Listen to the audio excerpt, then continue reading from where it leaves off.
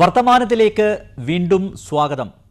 2001-2006 കാലഘട്ടത്തിൽ VS അച്യുതാനന്ദൻ പ്രതിപക്ഷ നേതാവായിരിക്കുമ്പോൾ അദ്ദേഹത്തിൻ്റെ അഡീഷണൽ പ്രൈവറ്റ് സെക്രട്ടറി ആയിരുന്ന KM ഷാജഹാനാണ് വർത്തമാനത്തിലെ ഇന്നത്തെ അതിഥി.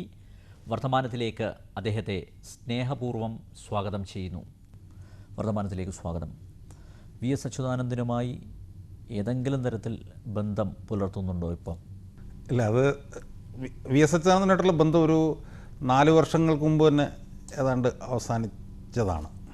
അതിനുശേഷം പിന്നെ ഒരിക്കലും ബന്ധം ഉണ്ടായിട്ടില്ല. അല്ല, പാർട്ടി വിലക്കിയപ്പോഴും അദ്ദേഹം താങ്കളുമായി ബന്ധം സ്ഥാപിച്ചിരുന്നു അല്ലേ? മുഖ്യമന്ത്രിയായ ആ കാലഘട്ടത്തിൽ എനിക്ക് തോന്നുന്നു ആദ്യത്തെ ഒരു 5-6 മാസക്കാലം ബന്ധം എനിക്കുണ്ടായിരുന്നു. ഞാൻ നേരിട്ട് കാണുകയൊക്കെ ചെയ്യുമായിരുന്നു. പക്ഷെ അതിനുശേഷം പിന്നെ അത് അവസാനിക്കാനുണ്ടായത്. പിന്നീട് ഒരിക്കലും അങ്ങനൊരു ബന്ധം ഉണ്ടായിട്ടില്ല. അല്ല, എപ്പോഴാണ് പൂർണ്ണമായും അദ്ദേഹത്തിൽ നിന്ന് അകലുന്നത്? എപ്പോഴാണ്? അല്ല, അതിനൊരു പ്രത്യേക കാരണം എന്നെനിക്ക് പറയാൻ എനിക്കൊന്നുമില്ല. പക്ഷേ മുഖ്യമന്ത്രി ആയതിനു ശേഷം തന്നെ, മുഖ്യമന്ത്രിയായ ഒരു 3-4 മാസങ്ങൾക്ക് ശേഷം തന്നെ എന്നോടുള്ള ഒരു അകൽച്ച വളരെ പ്രകടമായിരുന്നു VSൻ്റെ ഭാഗത്ത്. അത് എന്തുകൊണ്ടാണ് എന്നെനിക്കറിയില്ല. എന്തോ ഒരു ബുദ്ധിമുട്ട് ഞാനുമായി സഹകരിക്കുന്നതിലുള്ളതായിട്ട് എനിക്ക് തോന്നിയിരുന്നു. അത് അന്വേഷിച്ചില്ലേ താങ്കൾ? ഇല്ല, എന്തുകൊണ്ടാണെന്ന് ഞാൻ അങ്ങനെ ചോദിക്കാൻ ബന്ധപ്പെട്ടിട്ടില്ല. എന്തായാലും ഒരു അകൽച്ച 5-6 മാസത്തിന് ശേഷം തന്നെ വളരെ പ്രകടമായിരുന്നു. അല്ല, അദ്ദേഹത്തിൻ്റെ ഉപജാപ സംഘത്തിൻ്റെ ചെവിയടിക്കലിൻ്റെ ഭാഗമായിട്ടാണോ ഷാജഹാനെ അകറ്റിയത്?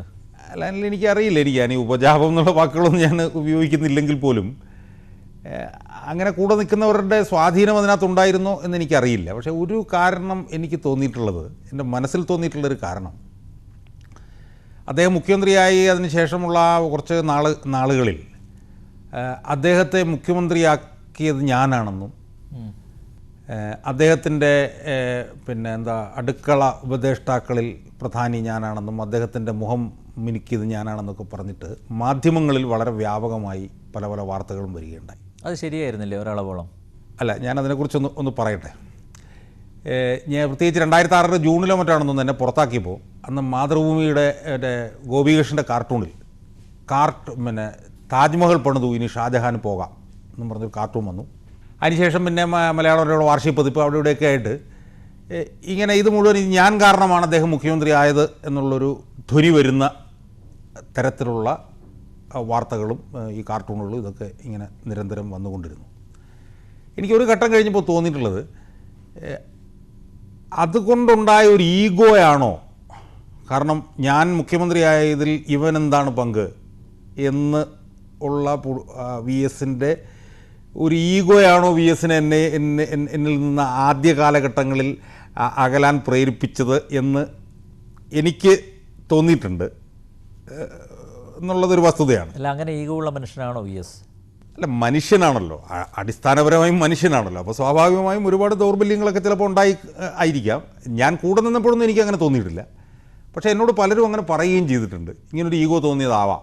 പക്ഷേ ഒരു കാര്യം ഞാൻ പറയാം, എൻ്റെ ഭാഗത്തു നിന്ന് ഒരിക്കലും എന്നെ ഇപ്പോൾ വിമർശിക്കുന്ന ചിലർ അവകാശപ്പെടുന്നത് പോലെ VSനെ സൃഷ്ടിച്ചത് ഞാനാണെന്നും VSന് പുതിയ മുഖം ഉണ്ടാക്കി കൊടുത്തത് ഞാനാണെന്നും VSനെ മുഖ്യമന്ത്രിയാക്കിയത് ഞാനാണെന്നുള്ള നിലയിലുള്ള അവകാശവാദങ്ങളൊന്നും ഒരു സ്ഥലത്തും ഒരു വേദിയിലും ഒരു സ്വകാര്യ സംഭാഷണങ്ങളിൽ പോലും ഞാൻ ഉന്നയിച്ചിട്ടില്ലെന്ന് മാത്രമല്ല, VS എന്ന് പറയുന്നത് വലിയൊരു പ്ലാറ്റ്ഫോമാണെന്നും ആ പ്ലാറ്റ്ഫോം വഴി പ്രശ്നങ്ങൾ പരിഹരിക്കുന്നതുമായി ബന്ധപ്പെട്ടിട്ടുള്ള ശ്രമങ്ങളിൽ മറ്റെല്ലാവരെ പോലെ ഞാനും പങ്കെടുത്തിട്ടുണ്ടെന്ന് ഞാൻ പറഞ്ഞതല്ലാതെ അതിൽ ഞാനായിരുന്നു ഏറ്റവും പ്രമുഖനെന്ന്, ഞാനില്ലായിരുന്നെങ്കിൽ VS ഇല്ലായിരുന്നു എന്നുള്ള തരത്തിലുള്ള ഒരു വാദവും ഞാൻ ഒരിടത്തും ഉയർത്തിയതായി എനിക്ക് തോന്നുന്നില്ല. ഞാൻ ഇപ്പോഴും അങ്ങനെ ഉയർത്തുന്നുമില്ല. അല്ലെങ്കിലും VS അച്യുതാനന്ദനെ ശക്തനായ ഒരു പ്രതിപക്ഷ നേതാവാക്കുന്നതിൽ ഷാജഹാൻ കരുത്തുറ്റൊരു പങ്ക് വഹിച്ചിട്ടുണ്ട്. അത് തള്ളിക്കളയാൻ പറ്റുമോ? വി എസ് അച്യുതാനന്ദനായി മാറുന്നത് ഞാൻ നേരത്തെ സൂചിപ്പിച്ച 2001-2006 കാലഘട്ടത്തിലാണ് അല്ലേ? ജനകീയ പ്രശ്നങ്ങൾ ഏറ്റെടുത്തുകൊണ്ട് അദ്ദേഹം എത്താത്ത സ്ഥലങ്ങളില്ല, മേഖലകളില്ല. അതിൽ വലിയൊരു അളവോളം താങ്കളുടെ പങ്കുണ്ടായിരുന്നില്ലേ? അല്ല, അത് സ്വാഭാവികമാണ് അനിലെ. കാരണം എന്ന് വെച്ചാൽ ഇതുപോലെ ഏത് പ്രവർത്തനങ്ങളും ഏത് പ്രക്രിയകൾ എടുത്ത് നോക്കിക്കഴിഞ്ഞാലും ആ പ്രക്രിയകളുടെയൊക്കെ പല പല ഘട്ടങ്ങളിൽ പല പല വ്യക്തികൾ ചിലപ്പം പ്രധാനപ്പെട്ട നിർണായകമായ പങ്ക് വഹിക്കുന്ന സംഭവങ്ങൾ ഇതിനു മുമ്പും പല പല ഘട്ടങ്ങളിലും ഉണ്ടായിട്ടുണ്ട്. ഇപ്പോൾ വി എസ് അച്യുതാനന്ദൻ എന്ന് പറയുന്ന വ്യക്തിയെ സംബന്ധിച്ചിടത്തോളം അദ്ദേഹം ഒരു വലിയ മനുഷ്യനാണ്. 60 വർഷക്കാലമായി രാഷ്ട്രീയ പോരാട്ടങ്ങൾ ഏറ്റെടുത്ത് നടത്തുന്ന, പിന്നെ ഇപ്പോൾ ഏറ്റെടുക്കുന്ന പ്രവർത്തനങ്ങളെല്ലാം കൺസിസ്റ്റൻ്റായി മുന്നോട്ട് കൊണ്ടുപോകുന്ന ഒരു വലിയ രാഷ്ട്രീയ നേതാവ്. സ്വാഭാവികമായ രാഷ്ട്രീയ നേതാവിന് ഒരു ഘട്ടം കഴിഞ്ഞ് ജനങ്ങളിലേക്ക് എത്തുന്നതിന് ആവശ്യമായിട്ടുള്ള വിഷയങ്ങൾ ഉയർത്തിക്കൊണ്ട് വരുന്നതിൽ ഒരു പങ്ക് ഒരുപക്ഷെ ഞാൻ വഹിച്ചിട്ടുണ്ടാവാം, ഇല്ലെന്ന് ഞാൻ പറയുന്നില്ല. പക്ഷേ അങ്ങനെ വഹിച്ചെന്ന് പറയുമ്പോഴും അതിനകത്തൊരു ചാലകശക്തിയായി ഞാൻ നിന്നു എന്ന് പറയുമ്പോഴും അതിന് ബാക്കപ്പ് നൽകിക്കൊണ്ട് ഒരുപാട് ആളുകൾ ഈ സമൂഹത്തിൽ പല പല മേഖലകളിലും പല പല ഘട്ടങ്ങളിലും പ്രവർത്തിച്ചിരുന്നു. അവരെല്ലാവരും ഒരുപക്ഷെ കോർഡിനേറ്റ് ചെയ്ത് വി എസ് അച്യുതാനന്ദനുമായി ഒരു പാലമായി നിൽക്കുന്നതിൽ ഞാനൊരു പങ്ക് ഒരുപക്ഷെ വഹിച്ചിട്ടുണ്ടാവാം എന്നുള്ളതിൽ കവിഞ്ഞ് ഇന്നിപ്പോൾ അവകാശപ്പെടുന്നത് പോലെ ഒരു ഘട്ടം കഴിഞ്ഞ് വി എസിന് തോന്നിയതുപോലെയും വി എസിനെ സൃഷ്ടിച്ചത് ഞാനാണെന്ന്, വി എസിന് മുഖം എനിക്ക് ഞാനാണെന്നൊക്കെ പറയുന്ന വാദങ്ങൾ എന്നോട് ഞാൻ ഒരിക്കലും യോജിച്ചിട്ടില്ല. വി എസ് അച്യുതാനന്ദൻ ശക്തനായ ഒരു പ്രതിപക്ഷ നേതാവായിരുന്നു. പക്ഷേ മുഖ്യമന്ത്രി എന്ന നിലയിൽ അദ്ദേഹം വൻ പരാജയമായിരുന്നില്ലേ താങ്കളുടെ കാഴ്ചപ്പാടിൽ? ഫോർ ദാറ്റ് മാറ്റർ ഏത് ഒരു പ്രതിപക്ഷ നേതാവും മുഖ്യമന്ത്രിയാകുമ്പോൾ സ്വാഭാവികമായും ആളുകൾ, ജനങ്ങൾ നോക്കുക പ്രതിപക്ഷ നേതാവായിരുന്നപ്പോൾ എന്ത് പറഞ്ഞു, ആ പറഞ്ഞതിൽ എന്താണ് മുഖ്യമന്ത്രിയാകുമ്പോൾ ചെയ്തിട്ടുള്ളത് എന്ന് നോക്കുന്നത് ഏത് പ്രതിപക്ഷ നേതാവ് മിക്കവാറും കാരണം എന്ന് വെച്ചാൽ മിക്കവാറും പ്രതിപക്ഷ നേതാവ് തന്നെയായിരിക്കും മുഖ്യമന്ത്രിയാവുക. പ്രതിപക്ഷ നേതാവ് കേരളത്തിൽ പിന്നീട് മുഖ്യമന്ത്രിയാവാതെ വന്നതൊക്കെ ചിലരുടെ സമയങ്ങളിൽ മാറ്റങ്ങളുണ്ട്. പ്രത്യേകിച്ച് വി എസിനെ പോലെ ഒരാൾ, വി എസിൻ്റെ രാഷ്ട്രീയ ജീവിതത്തിൽ ആദ്യമായിട്ടാണ്, വി എസ് 2 പ്രാവശ്യം പ്രതിപക്ഷ നേതാവായി, പക്ഷേ ആദ്യമായിട്ടാണ് മുഖ്യമന്ത്രി പദത്തിലേക്ക് വരുന്നത്. 1. 2, വി എസിനെ പോലെ ജനകീയ പ്രശ്നങ്ങൾ ജനങ്ങളുടെ ഇടയിൽ നിന്ന് ഏറ്റെടുത്ത് അതിനുവേണ്ടി ഇത്രയും കൂടുതൽ തീക്ഷ്ണവും തീവ്രവുമായി പോരാടിയ ഒരു രാഷ്ട്രീയ നേതാവ് കേരളത്തിൻ്റെ ചരിത്രത്തിൽ ഉണ്ടായി കാണണമെന്നില്ല. സ്വാഭാവികമായും വി എസ് പ്രതിപക്ഷ നേതാവായിരുന്നപ്പോൾ ഏറ്റെടുത്ത കാര്യങ്ങളിൽ എന്തൊക്കെ കാര്യങ്ങൾ പ്രതിപക്ഷ നേതാവ് മുഖ്യമന്ത്രിയാകുമ്പോൾ ചെയ്യുന്നു എന്നുള്ളത് കൂടുതൽ ആകാംക്ഷയോടെ ആശങ്കയോടെ ജനങ്ങൾ നോക്കിക്കാണുക എന്നുള്ളത് സ്വാഭാവികമാണ്. അതിനെക്കുറിച്ച് നമ്മൾ പറയുമ്പോൾ ഒരു കാര്യം അടിവരയിട്ട് പറയണം. എല്ലാ മുഖ്യമന്ത്രിമാർക്കും അല്ലെങ്കിൽ മിക്കവാറും എല്ലാ മുഖ്യമന്ത്രിമാർക്കും ഉണ്ടായിരുന്നത് പോലെ ഒരു ഫ്രീ ഹാൻഡ് ഭരണത്തിൽ വി എസ് അച്യുതാനന്ദൻ ഇല്ലായിരുന്നു എന്നുള്ള വസ്തുത നമ്മൾ കാണാതിരിക്കേണ്ട കാര്യമില്ല. കാരണം പാർട്ടി വി എസ് അച്യുതാനന്ദനെതിരായിരുന്നു. എന്നിരുന്നാലും പാർട്ടി വി എസ് അച്യുതാനന്ദനെതിരായിരുന്നു എന്ന് പറയുമ്പോഴും വി എസ് ജനങ്ങൾക്ക് നൽകിയ പ്രതീക്ഷകളുടെ പശ്ചാത്തലത്തിൽ വി എസ് ചെയ്യേണ്ട അല്ലെങ്കിൽ ചെയ്യുമായിരുന്ന അല്ലെങ്കിൽ ചെയ്യാൻ വി എസിന് തടസ്സങ്ങളില്ലാതിരുന്ന ഒരുപാട് വിഷയങ്ങളുണ്ടായിരുന്നു. ആ വിഷയങ്ങളിൽ പലതിലും വി എസ് കുറ്റകരമായ മൗനം പാലിച്ചെന്നോ അല്ലെങ്കിൽ വലിയ ദൗർബല്യം വി എസ് അതിനകത്ത് കാണിച്ചു എന്നുള്ള ഒരാക്ഷേപമാണ് ഞാൻ ഉന്നയിച്ചിട്ടുള്ളത്. ഒരു വൻ പരാജയം എന്നുള്ള വാക്കിലേക്ക് ഞാൻ പോകുന്നില്ല. പക്ഷേ വി എസിന് ചെയ്യാമായിരുന്ന ഒരു തടസ്സവുമില്ലാതിരുന്ന ഒരുപാട് സുപ്രധാന കാര്യങ്ങളിൽ വി എസ് മുന്നോട്ട് പോകാൻ കഴിഞ്ഞിട്ടില്ല എന്നുള്ള വിമർശനമാണ് ഞാൻ ഉന്നയിച്ചിട്ടുള്ളത്. അല്ല, അതെന്തുകൊണ്ടാണ് അത് സംഭവിച്ചത്? അദ്ദേഹം വേണ്ടാന്ന് വെച്ചിട്ടാണോ? ഇപ്പം പാർട്ടിയുടെ നിയന്ത്രണം അവിടെയുണ്ട്, അതെല്ലാവർക്കും അറിയാവുന്ന പോലെ അവിടെയുണ്ട്. പക്ഷേ എന്തുകൊണ്ട് ചില കാര്യങ്ങൾ അദ്ദേഹത്തിന് ചെയ്യാമായിരുന്നു, ഇച്ഛാശക്തി കാണിക്കാമായിരുന്നു, പക്ഷെ അവിടെയും ബ്രേക്ക് ഇട്ട് നിന്നു വി എസ് അച്യുതാനന്ദൻ? എന്തുകൊണ്ട് അത് സംഭവിച്ചു? അതെനിക്ക് തോന്നുന്നത് അത് സംബന്ധിച്ച് എനിക്ക് ഈ അടുത്ത കാലം വരെ ഒരു ക്ലാരിറ്റി ഉണ്ടായിരുന്നില്ല. അല്ല, ഭരണത്തോടുള്ള ആസക്തിയാണോ അത്? അതായത് എനിക്ക് ഈ അധികാര കസേരയിൽ നിന്ന് മാറാൻ ഞാൻ ഒരുക്കല്ല, അതുകൊണ്ട് ചില കോംപ്രമൈസസിന് ഞാൻ തയ്യാറാവേണ്ടിയിരിക്കുന്നു, അങ്ങനെയുള്ള ചിന്തകൾ വി എസ് അച്യുതാനന്ദൻ്റെ മനസ്സിൽ ഉടലെടുത്തു എന്ന് പറയുന്നതല്ലേ ശരി? അല്ല, ഞാൻ പറഞ്ഞല്ലോ അല്ലേ, എനിക്ക് ആ കാര്യത്തിൽ അടുത്ത കാലം വരെ ഒരു വലിയ ക്ലാരിറ്റി എനിക്ക് ഉണ്ടായിരുന്നില്ല. വി എസിൻ്റെ പിന്തുണക്കാരിൽ 1% ആളുകൾ പറയുന്നത് വി എസ് നടത്തിക്കൊണ്ടിരിക്കുന്ന സമരങ്ങൾ മുന്നോട്ട് കൊണ്ടുപോകാൻ വി എസ് മുഖ്യമന്ത്രി കസേരയിൽ ഇരിക്കുക എന്നുള്ളത് അനിവാര്യമാണ്. വി എസ് മുഖ്യമന്ത്രി കസേരയിൽ ഇരിക്കുമ്പോഴും വി എസ് ഒരു പ്രതിപക്ഷ നേതാവായിട്ടാണ് മുഖ്യമന്ത്രി കസേരയിൽ ഇരുന്നിട്ടുള്ളത്. അതുകൊണ്ട് വി എസ് മുഖ്യമന്ത്രി ഇരിക്കുന്നത് അധികാരത്തിലിരിക്കാനുള്ള ഒരു അമിത ആഗ്രഹം കൊണ്ടോ ഒരു ആക്രാന്തം കൊണ്ടോ ആയിരുന്നില്ല. വി എസ് ഏറ്റെടുത്ത കാര്യങ്ങൾ മുന്നോട്ട് കൊണ്ടുപോകുന്നതിന് അവിടെ ഇരിക്കേണ്ടത് ഒരാവശ്യമായിരുന്നു എന്നുള്ളതാണ് വി എസിനെ പിന്തുണയ്ക്കുന്നവരും എന്നെ വിമർശിക്കുന്നവരും പറയുന്ന ഒരു പ്രധാനപ്പെട്ട ഒരു വാദം. ഞാൻ ആ വാദത്തോട് പൂർണ്ണമായും വിയോജിക്കുന്നില്ല. പക്ഷേ ഈ വാദം നമ്മൾ അംഗീകരിക്കുമ്പോൾ തന്നെ വി എസിനെ എടുക്കാവുന്ന ചില നിലപാടുകളുണ്ടായിരുന്നു, ചില നടപടികളുണ്ടായിരുന്നു. അതിലേറ്റവും പ്രധാനപ്പെട്ട എനിക്കൊന്ന് പെൺവാണിഭങ്ങളുമായി ബന്ധപ്പെട്ടിട്ടുള്ള കാര്യമാണ്. കാരണം വി എസ് ആക്കി മാറ്റിയതിൽ, വി എസിനെ മുഖ്യമന്ത്രി കസേരയിലേക്ക് കൊണ്ടുവന്നതിൽ കേരളത്തിലെ 50% സ്ത്രീ സമൂഹത്തിനുള്ള പങ്ക് 1% പോലും കുറച്ച് കാണാൻ നമുക്ക് കഴിയില്ല. ഞാൻ വി എസിൻ്റെ കൂടെ നിന്ന് അന്ന് പ്രവർത്തിച്ച ഒരാളെന്നുള്ള നിലയിൽ വി എസ് എടുത്തിട്ടുള്ള ജനകീയ പ്രശ്നങ്ങളിൽ ഏറ്റവും നിർണായകമായത്, വി എസിനെ മുഖ്യമന്ത്രി സ്ഥാനത്തേക്ക് കൊണ്ടുവരുന്നതിൽ ഏറ്റവും നിർണായകമായത് ഏത് എന്ന് എന്നോട് ചോദിച്ചാൽ അത് പെൺവാണിഭ സംഘങ്ങൾക്കെതിരെ വി എസ് നടത്തിയിട്ടുള്ള നിലപാട്. സ്വാഭാവികമായും പെൺവാണിഭ സംഘങ്ങൾക്കെതിരായി വി എസ് പറഞ്ഞ കാര്യങ്ങളിൽ എന്ത് വി എസ് ചെയ്യുന്നു എന്നുള്ളത് ജനങ്ങൾ വളരെ ആശങ്കയോടുകൂടി വളരെ പ്രതീക്ഷയോടും കൂടി നോക്കി കണ്ടുകൊണ്ടിരുന്ന ഒരു പ്രധാനപ്പെട്ട കാര്യമാണ്. എന്നാൽ നിർഭാഗ്യവശാൽ പെൺവാണിഭ സംഘങ്ങൾക്കെതിരെ വി എസ് നടത്തിയിട്ടുള്ള പോരാട്ടം മുഖ്യമന്ത്രി ആയതിനു ശേഷം വി എസ് അവസാനിപ്പിച്ചു എന്നുള്ള കാര്യത്തിൽ എനിക്ക് യാതൊരു തർക്കവുമില്ല. എന്തുകൊണ്ട് ഈ ആർജവം കാണിക്കാതിരുന്നത്? അതിനെ സംബന്ധിച്ച് എനിക്ക് ചില എനിക്ക് അതിനെ സംബന്ധിച്ച് ചില ക്ലാരിറ്റി കുറവുണ്ടായിരുന്നു. എന്തുകൊണ്ട് വി എസ് ഇത് ചെയ്തില്ല എന്നുള്ളത് സംശയം എൻ്റെ മനസ്സിനെ അലട്ടിക്കൊണ്ടിരിക്കുകയായിരുന്നു. പക്ഷേ അടുത്ത കാലത്ത് വി എസിൻ്റെ മകനുമായി ബന്ധപ്പെട്ട് ഉയർന്ന ചില വിഷയങ്ങളുമായി ബന്ധപ്പെട്ട് പരിശോധിക്കുമ്പോൾ അതിൻ്റെ പുറകിൽ ചില കൊടുക്കൽ വാങ്ങലുകൾ നടന്നോ എന്നുള്ള വളരെ ഗൗരവമായ സംശയം ഞാൻ പൊതുമണ്ഡലത്തിൻ്റെ മുന്നിൽ ഞാനിന്ന് ഉന്നയിക്കുകയാണ്. വി എസിൻ്റെ ആദർശം അത് കാപട്യമാണെന്നല്ലേ ഇപ്പം മകനെതിരെയുള്ള ആക്ഷേപങ്ങൾ? അല്ലെ, അത് വിരൽ ചൂണ്ടുന്നത് ഇദ്ദേഹത്തിൻ്റെ ആദർശം കാപട്യം? കാരണം വി എസ് അറിയാതെ മകൻ അരുൺകുമാറിന് ഇത്രയേറെ ഡീലുകൾ, ഇത്രയേറെ ഇടപാടുകൾ നടത്താൻ പറ്റുമോ? ഒരു ഘട്ടത്തിൽ ചന്ദന മാഫിയ അവർ തന്നെ പറഞ്ഞു, അതായത് വി എസ് അച്യുതാനന്ദനെ കണ്ടതിന് ശേഷം അച്യുതാനന്ദനാണ് നിർദ്ദേശിച്ചത് അരുൺകുമാർ കൻ്റോൺമെൻറ്റ് ഹൗസിൻ്റെ മുൻവശത്തുണ്ട്, അരുൺകുമാറിനെ കണ്ടേക്കൂ എന്നുള്ള ഡയറക്ഷൻ കൊടുക്കുന്നത് അച്യുതാനന്ദനാണെന്ന് അവർ തന്നെ തുറന്നു പറഞ്ഞിട്ടുണ്ട്. അച്യുതാനന്ദൻ അറിയാതെ മകൻ ഇത്തരം ഇടപാടുകൾ നടത്തുമോ, ഇറങ്ങിത്തിരിക്കുമോ? അല്ല, ഞാൻ അതിനകത്ത് ഒരു കാര്യം ആദ്യമായിട്ട് പറയാൻ ആഗ്രഹിക്കുന്നത്, എനിക്ക് ഈ ചന്ദന മാഫിയെ സംബന്ധിച്ചുള്ള വിഷയത്തെക്കുറിച്ചിട്ട് എനിക്കറിയില്ല, എനിക്ക് അങ്ങനത്തെ ഒരു ധാരണ എനിക്ക് കിട്ടിയില്ല. പക്ഷേ ഒരു കാര്യം ഞാൻ ഇപ്പോൾ പറയാം. ഈ മകനെ സംബന്ധിച്ചിടത്തോളം മകന് ഡീവിയേഷൻസ് ഉണ്ട് എന്ന് വി എസിൻ്റെ കൂടെ ഇരിക്കുമ്പോൾ തന്നെ എനിക്ക് വ്യക്തമായി ബോധ്യപ്പെട്ടിട്ടുള്ള കാര്യമാണ്. അന്ന് സമ്മർദ്ദം ഉണ്ടായിരുന്നു താങ്കൾ? അല്ല, ഞാൻ അതിലേക്കാണ് വരുന്നത്. അന്ന് മുതൽ തന്നെ ഈ മകനിൽ ഡീവിയേഷൻ ഉണ്ട് എന്ന് മനസ്സിലാക്കുകയും ഈ മകനുമായി ആ ഘട്ടങ്ങളിൽ തന്നെ പല പ്രാവശ്യവും വളരെ ക്ഷോഭത്തോടുകൂടി സംസാരിക്കേണ്ടി വന്നിട്ടുണ്ട്. ഈ മകനോട് എനിക്ക് കലഹിക്കേണ്ടി വന്നിട്ടുണ്ട് പല അവസരങ്ങളിലും, പല പല പല പല സംഭവങ്ങളിൽ. അന്ന് തന്നെ ഈ മകനിൽ ഡീവിയേഷൻ ഉണ്ട് എന്നെനിക്ക് ഉറപ്പായിരുന്നു. ഞാൻ അന്ന് എൻ്റെ സുഹൃത്തുക്കളോടെല്ലാം ഇത് ഷെയർ ചെയ്യുമ്പോൾ അവരും എന്നോട് പറഞ്ഞിട്ടുള്ള കാര്യം, ഷാജാനെ ഈ മകൻ അപകടമാണ് എന്ന് വി എസിൻ്റെ കൂടെ നിന്ന് പ്രവർത്തിച്ച എൻ്റെ കൂട്ടത്തിലുള്ളവർ മാത്രമല്ല, വി എസ് പക്ഷക്കാരെന്ന് അവകാശപ്പെടുന്ന സംസ്ഥാന നേതാക്കൾ പോലും പലരും എന്നോട് പല ഘട്ടങ്ങളിലും ഈ മകൻ്റെ പോക്ക് അപകടമാണ് എന്നോട് പറഞ്ഞിട്ടുള്ളതാണ്. അതിനകത്തിപ്പം തെളിവുണ്ടോയെന്ന് ചോദിച്ചു കഴിഞ്ഞാൽ എൻ്റെ അനുഭവമാണ് ഞാൻ പറയുന്നത്. അല്ലാതെ വി എസിൻ്റെ ശ്രദ്ധയിൽപ്പെടുത്തിയിട്ടുണ്ടോ? അല്ല, ഞാൻ പറയട്ടെ.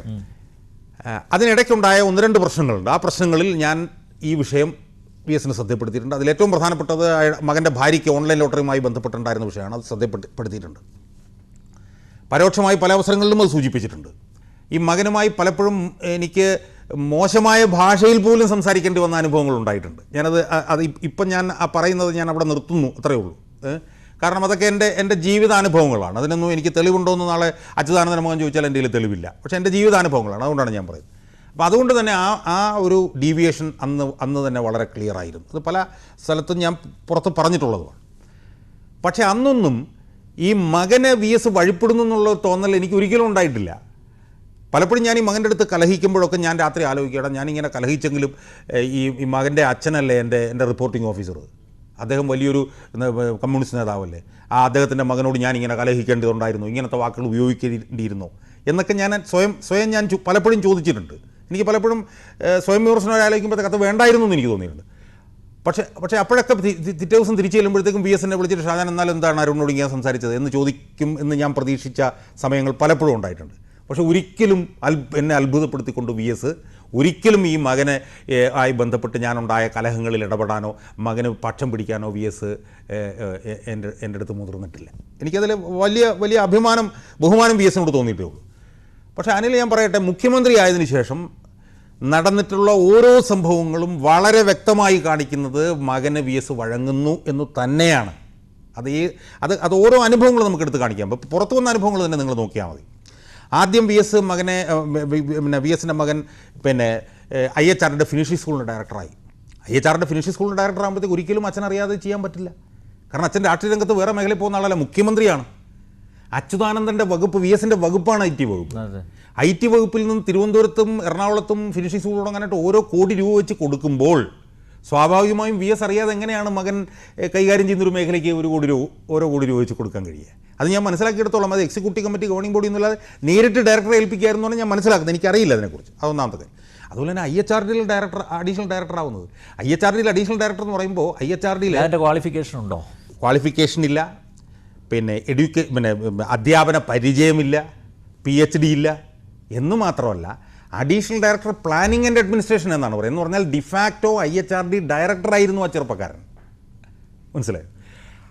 പിന്നെ ജോയിൻറ്റ് ഡയറക്ടർ സ്ഥാനത്ത് നിന്ന് അഡീഷണൽ ഡയറക്ടർ സ്ഥാനത്തേക്ക് ഇൻ്റർവ്യൂവിന് വിളിച്ചപ്പോഴത്തേക്കും എന്ത് ചെയ്തു? ഈ മകനെ അക്കോമഡേറ്റ് ചെയ്യാൻ വേണ്ടിയിട്ടാണെന്ന് കേൾക്കുന്നു. ആ പോസ്റ്റ് 3 ആക്കി മാറ്റി. 3 അഡീഷണൽ ഡയറക്ടർമാരുടെ പോസ്റ്റ് ഉണ്ടാക്കി.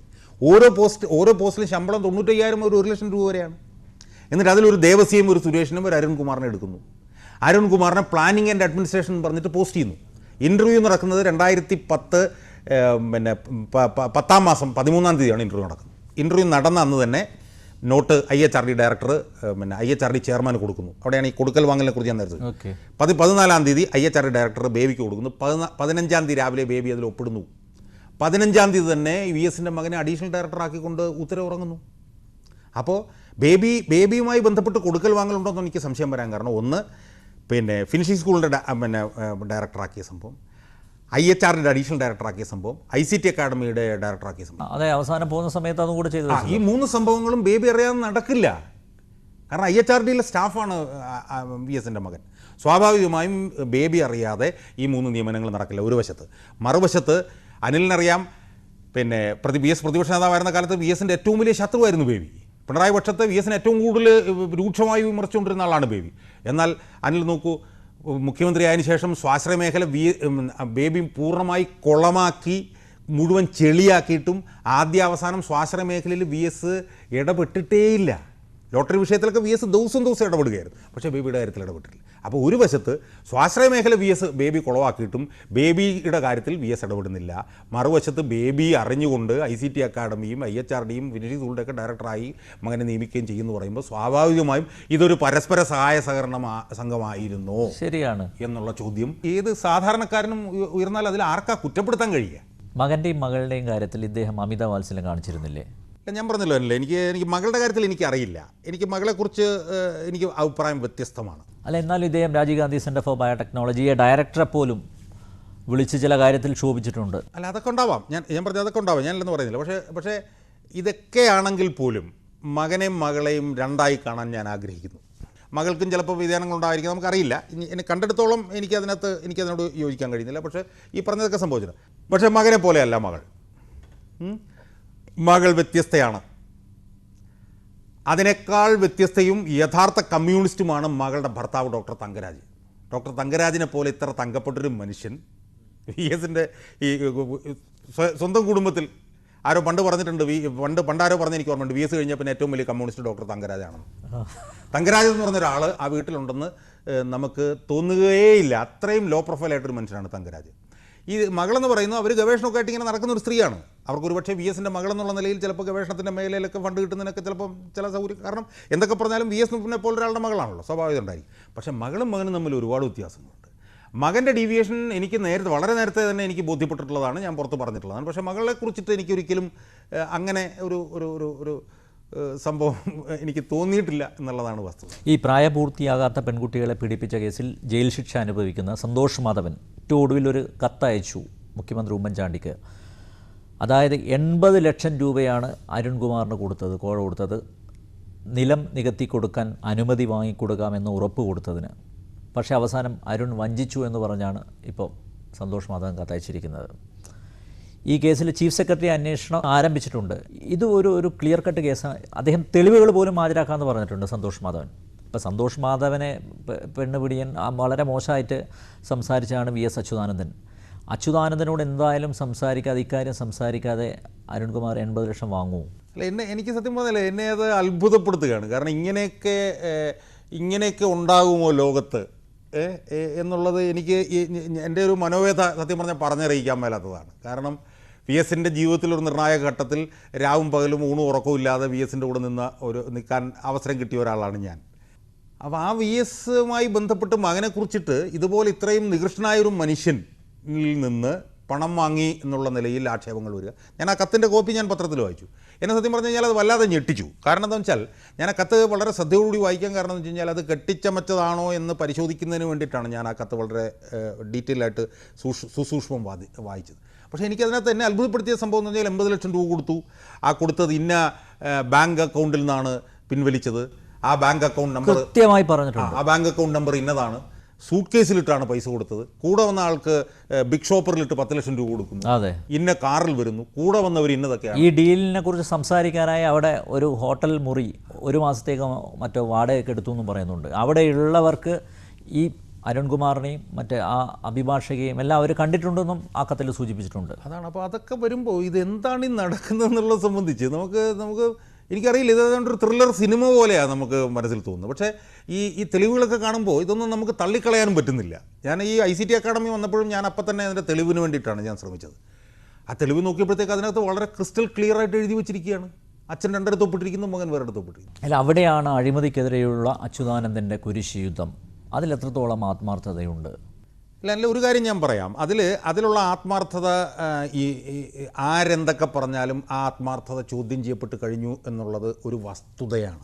ഞാൻ ആദ്യം ഇതിനെ തിരഞ്ഞെടുപ്പിന് മുമ്പുള്ള സമയത്തൊക്കെ ആദ്യം ഞാനിതിനെ എതിർത്ത് തുടങ്ങുമ്പോൾ എന്നോട് സുഹൃത്തുക്കൾ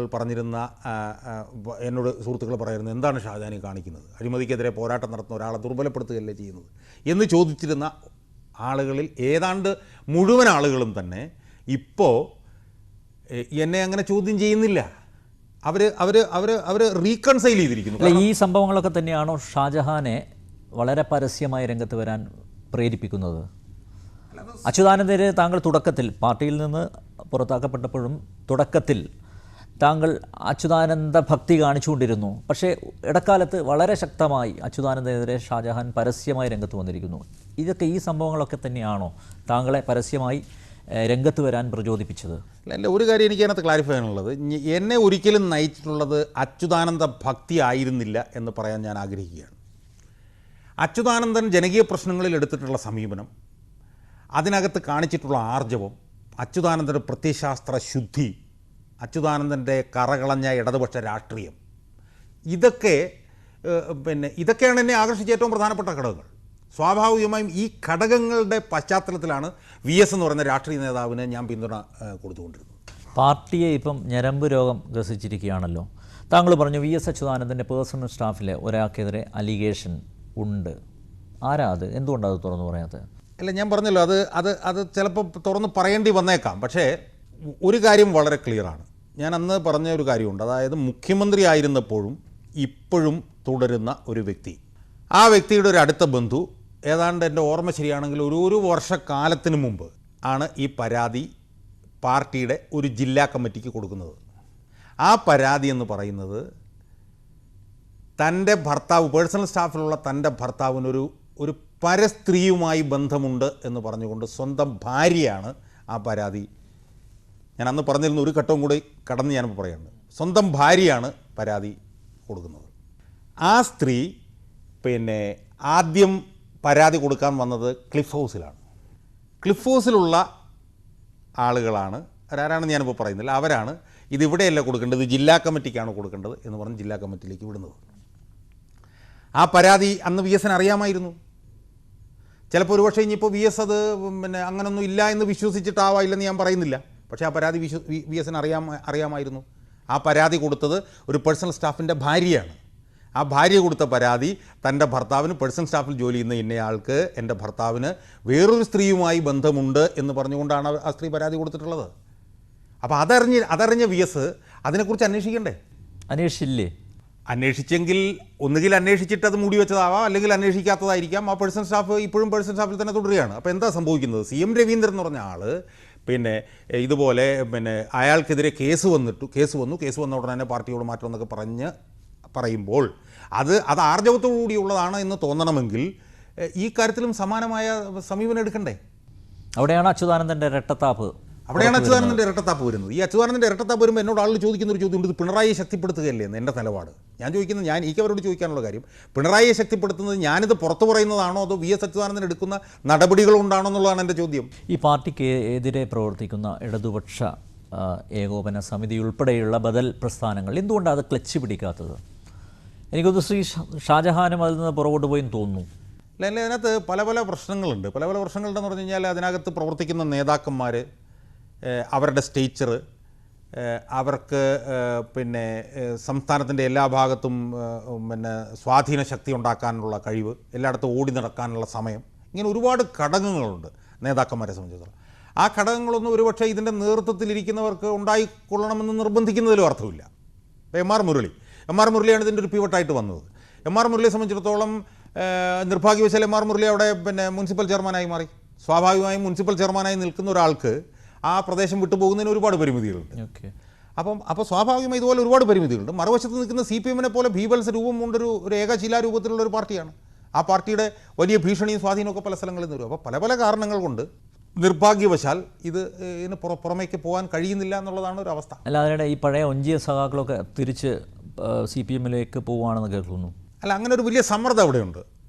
അവിടുത്തെ ഇപ്പോൾ ഒഞ്ചിയത്തെ പിന്നെ ഈ ഇടതുപക്ഷ ഏകോപന സമിതിയുടെ പ്രവർത്തകരും ഷൊർണൂരത്തെ പ്രവർത്തകരും തമ്മിൽ അടിസ്ഥാനപരമായ ഒരു വ്യത്യാസമുണ്ട്. ഒഞ്ചിയത്തെ ഇടതുപക്ഷ പ്രവർത്തകർ എന്ന് പറഞ്ഞാൽ അടിസ്ഥാനപരമായി ഈ ഒരു CPM-ൽ നിന്ന് വന്ന് നിൽക്കുന്നവരും അവർ കൂടുതൽ UDF-നെതിരായിട്ടുള്ള ഒരു സ്വഭാവമാണ് അവിടെ ഉള്ളവർക്കുള്ളത്. അതേസമയം ഷൊർണൂരുള്ളവരെന്ന് പറഞ്ഞു കഴിഞ്ഞാൽ അവർ ഭയങ്കര ആൻറ്റി CPM-ആണ്. പക്ഷേ അവർക്ക് താരതമ്യേന UDF-നോട് പിന്നെ താരതമ്യേന മൃദു സമീപനമാണ്. ഈ ഒരു ആന്തരിക വൈരുദ്ധ്യം കൊണ്ടാണ് ഇടതുപക്ഷ ഏകോപന സമിതിയിൽ ഒരു പിളർപ്പുണ്ടായതും മുരളിക്ക് പുറത്തു കൊണ്ടി വന്നതും ഒക്കെ തന്നെ ഇതാണ്. അപ്പോൾ സ്വാഭാവികമായി ഒഞ്ചിയത്തെ സഖാക്കൾക്ക് മേൽ CPM-ൻ്റെ വലിയ സമ്മർദ്ദമുണ്ട്. ഷൊർണൂർ അത്രയില്ല. അപ്പോൾ ആ സമ്മർദ്ദത്തിന് വഴങ്ങണോ വേണ്ടയോ എന്നുള്ള തർക്കങ്ങളാണ് ഒഞ്ചിയത്തുള്ളവരെ ബാധിച്ചിരിക്കുന്നത്. പക്ഷേ ഷൊർണൂരുള്ളവരെ സംബന്ധിച്ചിടത്തോളം അവരവിടെ ഒരു സംഘടനയായി നിൽക്കുന്നുണ്ടല്ലോ, അവർക്ക് പുറത്തേക്ക് വളരാനുള്ള അവരുടെ പരിമിതികൾ അവരെയും ബാധിക്കുന്നു. അപ്പോൾ പല പല കാരണങ്ങൾ കൊണ്ട് നിർഭാഗ്യവശാൽ ഇത് നിലനിൽക്കുന്ന സ്ഥലങ്ങളിൽ നിന്ന് പുറത്തേക്ക് വളരാൻ കഴിയാത്ത ഒരു പരിമിതി ഇതിനുണ്ട്. പക്ഷേ അത് മറികടക്കുമെന്നാണ് എൻ്റെ പ്രതീക്ഷ. പുതിയൊരു സംവിധാനത്തെക്കുറിച്ച് മുരളിയും കൂട്ടരൊക്കെ ആലോചിക്കുന്നുണ്ട്. ഒരുപക്ഷെ നാളെ അങ്ങനെ സംഭവിച്ചു കൂടാകില്ല.